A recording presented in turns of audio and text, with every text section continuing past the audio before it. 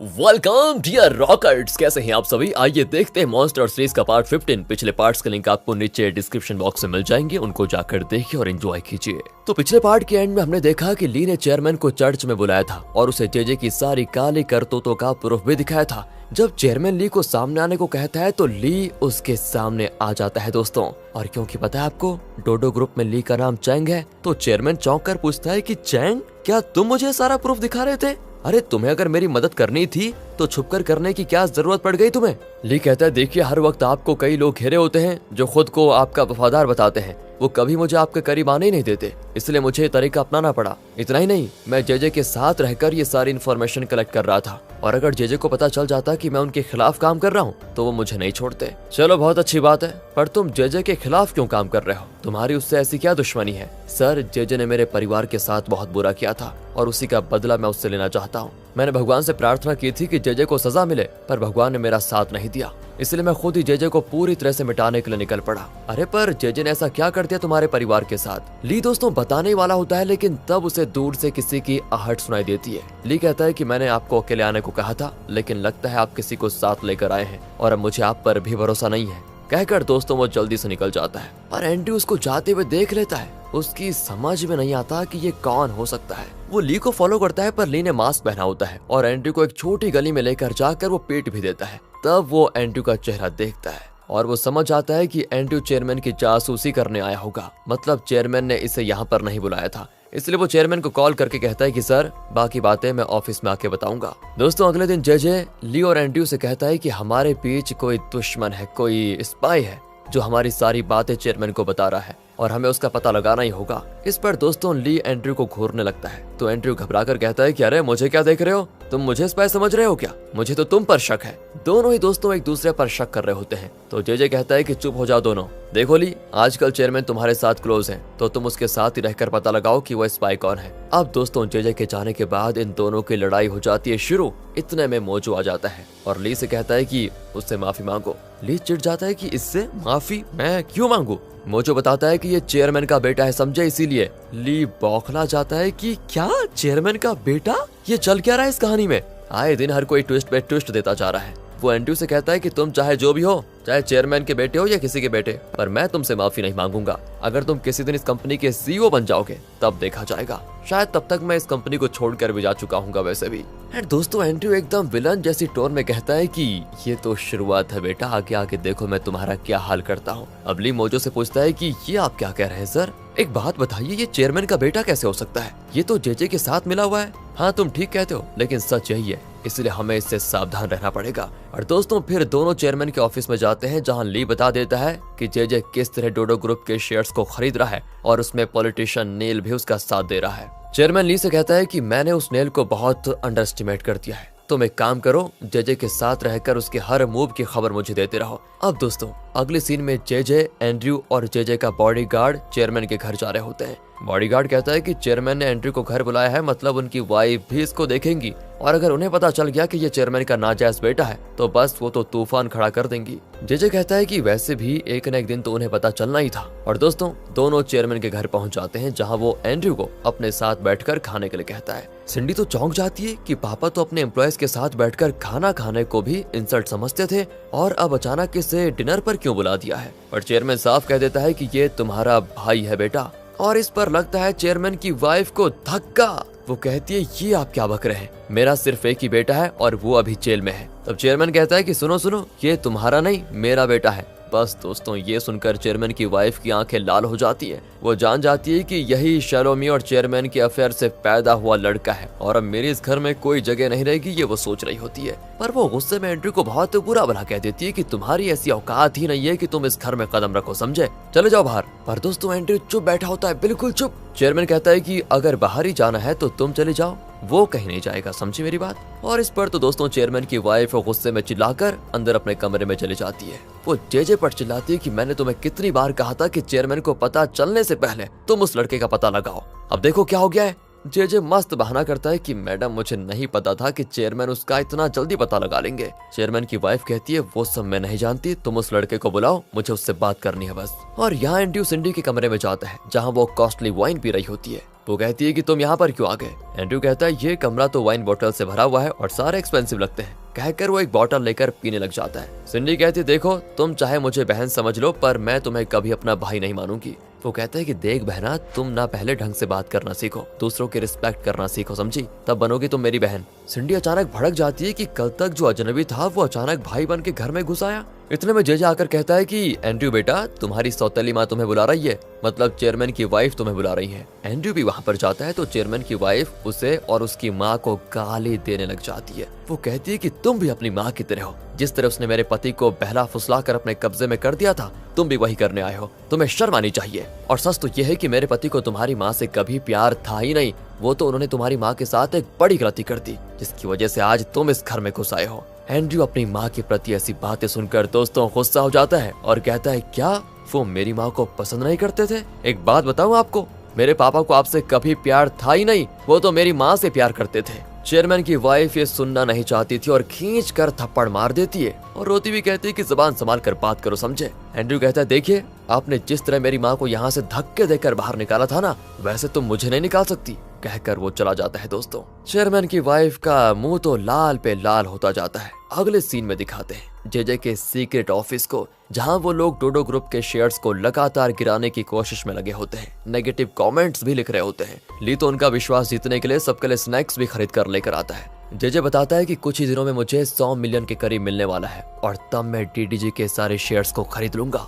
फिर वो ली को नेल से मिलने को कहता है, जहां पर प्रेस के बड़े बड़े लोग आए होते हैं। डिफेंस इंडस्ट्री का सीईओ विक्टर भी आया होता है। असल में विक्टर की कंपनी ने कुछ वेपन्स बनाए थे जो अचानक ब्लास्ट हुए और कुछ सोल्जर्स की मौत हो गई थी। उस बात को दुनिया से छुपाने के लिए इन लोगों ने प्रेस के इन लोगों को बुलाया है। शायद उस न्यूज को पब्लिश ना करने के लिए इन्हें पैसे दिए जाएंगे और ये पैसे उन्हें ली के जरिए दिए जाते हैं। दोस्तों इसके बदले में विक्टर नेल को बहुत बड़ी रकम देने वाला है और उन्हीं पैसों से जेजे डोडो ग्रुप के शेयर्स खरीदने जा रहा होता है। देखा दोस्तों इनका प्लान, पर ली तो ये सब कुछ जान चुका है और वो सीधे जाकर चेयरमैन को सब कुछ बता देता है। चेयरमैन कहता है कि मैं भी प्रेस के लोगों को जानता हूँ, नेल का विक्टर के साथ जो लिंक है उसके बारे में हम पब्लिश करवाएंगे, उसके लिए एक बहुत बड़ी रकम भी देंगे। अब दोस्तों यहाँ मोजो एक एक करके प्रेस के ओनर से मिलता है और उन्हें कहता है कि नेल ने तुम्हें जिस खबर को ना छापने के पैसे दिए थे, मैं तुम्हें दोगुने पैसे दूंगा, तुम बस उस खबर को फ्रंट पेज पर बड़े बड़े हेडलाइंस के साथ छाप दो। पर चीफ एडिटर कहता है कि मैं ऐसा नहीं कर पाऊंगा, मुझे माफ कर दीजिए भाई। मोजो कहता है कि सालों साल से डोडो ग्रुप के सारे एड सिर्फ आपके न्यूज़पेपर को दिए जाते हैं। डोडो ग्रुप के एड से आपको जो हर साल रकम मिलती है शायद ही आपको कोई और देता होगा, इसलिए सोच समझ कर फैसला कीजिए, सब आपके हाथ में है। इस तरह दोस्तों जरा उसको डरा धमका कर मोजो चला जाता है। अगले दिन नेल जेजे से कहता है कि सुना है तुमने चेयरमैन के नाजायज बेटे को बढ़िया ट्रेन किया है, पर तुम सावधान रहना, उसके शरीर में भी चेयरमैन का खून है, पता नहीं कब रंग बदल दे। जेजे कहते हैं नहीं, मैंने उसको ऐसी ट्रेनिंग दे रखी है कि वो मेरा साथ कभी नहीं छोड़ेगा। और तब बॉडीगार्ड घबराकर वहां भागा चलाता है। उसके हाथ में दोस्तों आज का न्यूज़पेपर होता है। फ्रंट पेज पर ये न्यूज छपी होती है कि विक्टर की कंपनी के वेपन्स अचानक से ब्लास्ट हुए जिसमें कई सोल्जर्स मारे गए और इस बात को छुपाने में नेल उसकी मदद कर रहा है। नेल तो चौंक जाता है कि ये कैसे हो गया। विक्टर न्यूज़पेपर को देखकर नेल को कॉल करके खूब चिल्लाता है कि मैं ही पागल था जो तुम पर भरोसा किया, ये क्या छपवा के रख दिया है तुमने। नेल तो कॉल ही काट देता है और भड़क जाता है कि उसका पता लगाओ जिसने हमारी सीक्रेट बात को पेपर में छपवा दिया। दूसरी ओर जेजे ली और एंड्रयू को बताता है कि अब तक उस स्पाई का पता नहीं चला जो हमारे ही बीच रहकर हमारी खबर उस चेयरमैन को दे रहा है। ली खुद को बचाने के लिए एंड्रयू को शक की नजर से देखता है तो एंड्रयू भड़क जाता है कि मुझे क्यों देख रहे हो। फिर से दोस्तों इनकी बहस शुरू हो जाती है। कुछ देर में ली वहां से निकल जाता है, पर लगता है जेजे को ली और एंड्रयू दोनों पर इतना विश्वास है कि वो इनमें से किसी पर भी शक नहीं करना चाहता। अगले सीन में विक्टर नेल से मिलने आता है। नेल माफी मांगता है कि मुझे नहीं पता ये कैसे हो गया, मुझे माफ कर दीजिए, पर मैं उस गद्दार का पता लगा कर रहूंगा जिसने हमारी पोल खोल के रख दी है। लेकिन आप फिक्र मत कीजिए, इस मामले में मैं आपका नाम आने नहीं दूंगा, ये मुझ पर छोड़ दीजिए बस। फिर नेल एक प्रेस मीट बुलाता है जिसमें वो बताता है कि कुछ न्यूज़पेपर्स गलत खबर छाप रहे हैं कि मेरा और विक्टर का कोई लिंक है। ऐसा कुछ नहीं है और मैंने एक स्पेशल टास्क फोर्स को काम पे लगा दिया है जो पता लगाएंगे कि वेपन्स का एक्सप्लोजन कैसे हुआ और क्यों हुआ था, क्योंकि मेरे लिए मेरे देश के सोल्जर्स और लोगों की सुरक्षा ही सबसे इम्पोर्टेंट है। यहाँ दोस्तों दिखाते हैं अब कि जेल में नाथन सजा काट रहा है, पर वहाँ भी वो अपने सेलमेट्स को डरा धमका कर अपना मसाज करवा रहा है। देखा दोस्तों, इतने में गार्ड आकर बताता है कि तुमसे मिलने कोई आया है। नाथन खुश हो जाता है कि माँ आई होगी। वो भाग कर जाता है पर वहाँ उसका असिस्टेंट खड़ा होता है वो बताता है कि घर में बहुत बड़ी प्रॉब्लम चल रही है, पर आप पहले से परेशान है तो वो सब जानकर और परेशान होंगे, इसलिए इस वक्त मैं कुछ नहीं बताना चाहता। पर वो कहता है कि ठीक है कोई बात नहीं, पर जिना से मुझे बदला लेना है। तुम एक काम करो, बॉबी के कुछ आदमियों को कांटेक्ट करो और उनसे कहो कि जिना को ऐसे भेजना कि वो अधमरी हालत में हॉस्पिटल में पड़ी रहे, तब जाकर मुझे थोड़ा सुकून मिलेगा।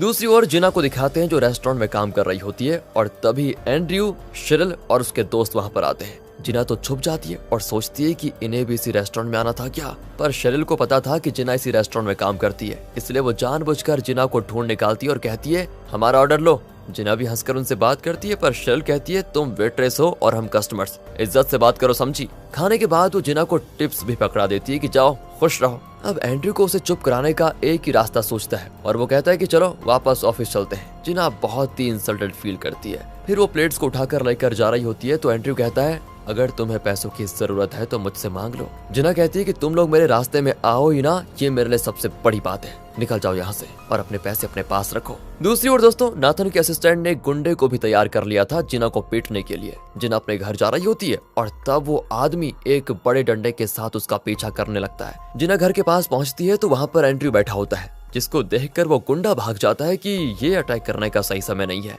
पर दोस्तों, एंड्रयू को यहाँ पर पाकर जिना चौंक जाती है और पूछती है कि तुम इस वक्त यहाँ पर क्या कर रहे हो। वो मैं इतना कहकर वो जिना के ऊपर गिर पड़ता है। लगता है उसने बहुत शराब पी ली है। जिना उसको खींचकर अपने कमरे में लेकर जाती है। उसे अपने बेड पर सुलाकर वो बड़बड़ाती है कि मेरी किस्मत ही खराब है, पहले नौकरी गई और अब मेरा बेड भी इस गधे ने ले लिया। कहकर वो पास में सोफे पर सो जाती है। दूसरी ओर ली पैनी से फोन पर बात करते हुए कार में जा रहा होता है और उसे लगता है कि कोई उसे फॉलो कर रहा है। दोस्तों, वो एक दुकान के आगे गाड़ी रोककर अंदर जाता है, पर वहाँ से वो चुपके से देखता है कि कौन फॉलो कर रहा है। असल में जेजे का बॉडीगार्ड उसे फॉलो कर रहा था। ली समझ जाता है कि जेजे को कहीं मेरे ऊपर शक तो नहीं हो गया, तो बॉडीगार्ड जेजे को कॉल करके बताता है कि ली एक दुकान के अंदर गया है। सारा दिन उसने ऐसा कोई काम नहीं किया जिसके बल पर हम उस पर शक करें। अब जेजे सोचता है कि अगर ली स्पाई नहीं है तो क्या एंड्रयू स्पाई है। वो एंड्रयू को कॉल करता है लेकिन उसका फोन स्विच ऑफ आता है। जेजे को अब एंड्रयू पर होता है अच्छा वाला शक, पर एंड्रयू तो जिना के घर में है। आधी रात को उसका नशा उतरता है और वो चौंक जाता है कि मैं जिना के घर में कैसे आया। वो तुरंत निकलने वाला होता है पर देखता है कि जिना सोफे पर सोई हुई है। उसने एंड्रयू को अपना बेड दे दिया था और खुद यहाँ पर सो गई थी बेचारी। एंड्रयू उसे उठाकर उसके बेड पर लिटा देता है और कहता है कि मैं तुमसे बाद में मिलूंगा, ओके। वो भाग जाता है दोस्तों।